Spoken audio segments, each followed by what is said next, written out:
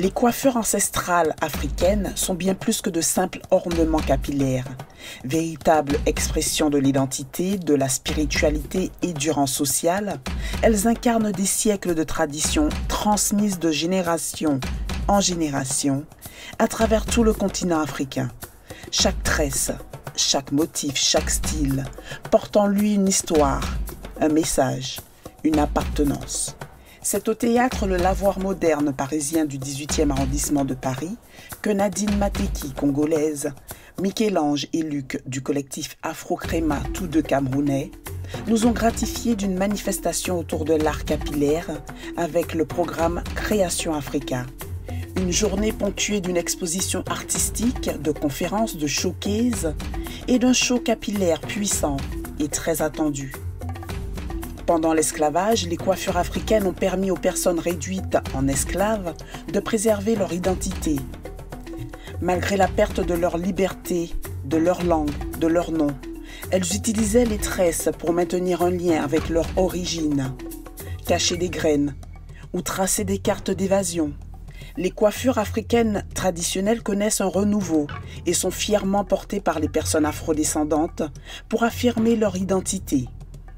Des styles divers gagnent en visibilité dans la mode, le cinéma et sur les réseaux sociaux. Découvrez les moments forts et riches de cette journée à travers ces images. Comment est-ce que vous vivez, vous, en tant qu'homme, dans une société occidentale, où vous faites partie de la diversité, comme on dit, ce regard-là qu'on porte sur vous, où il y a des injonctions sur la coiffure qui est corporate, présentable ou pas?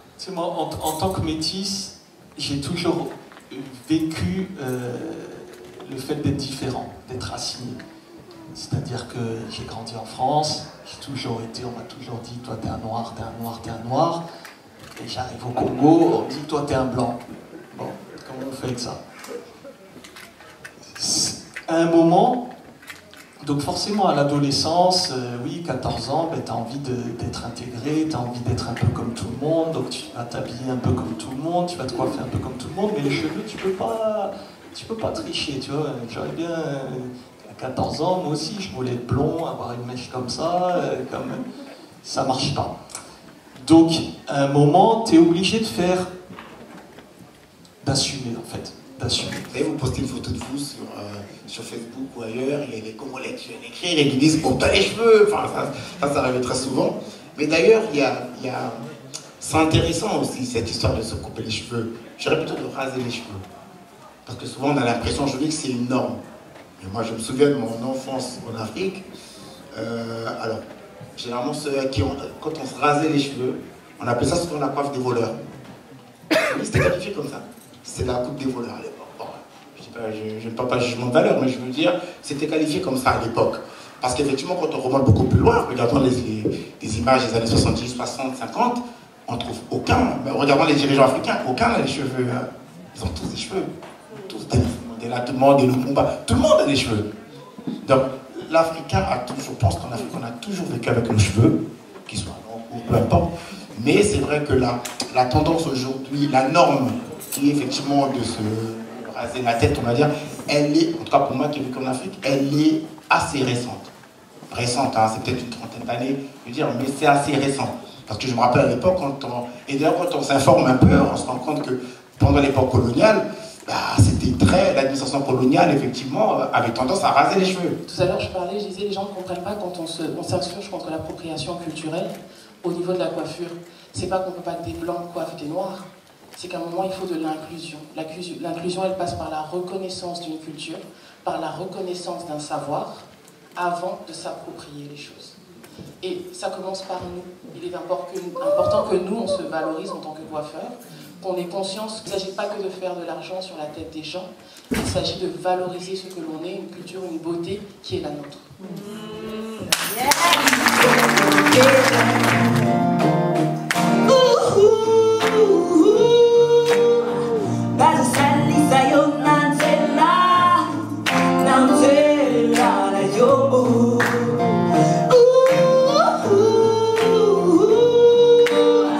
Imagine que toutes les portes sont ouvertes pour rien.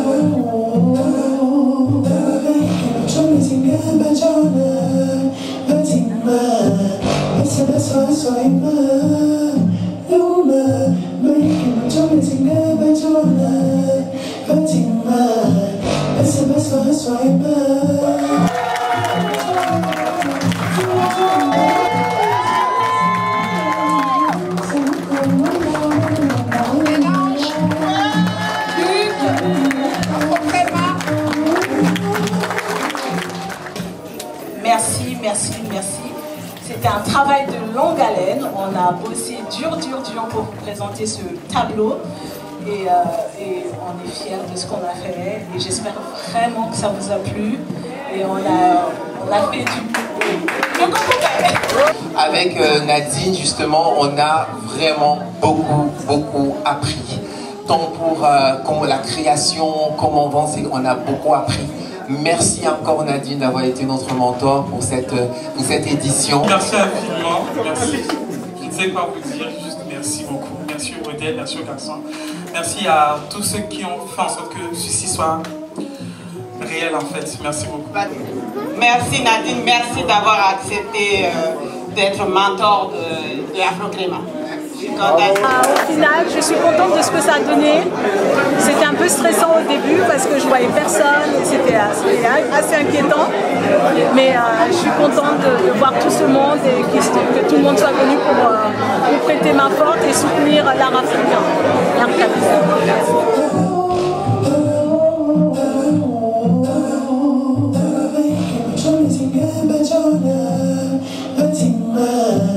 It's the best way,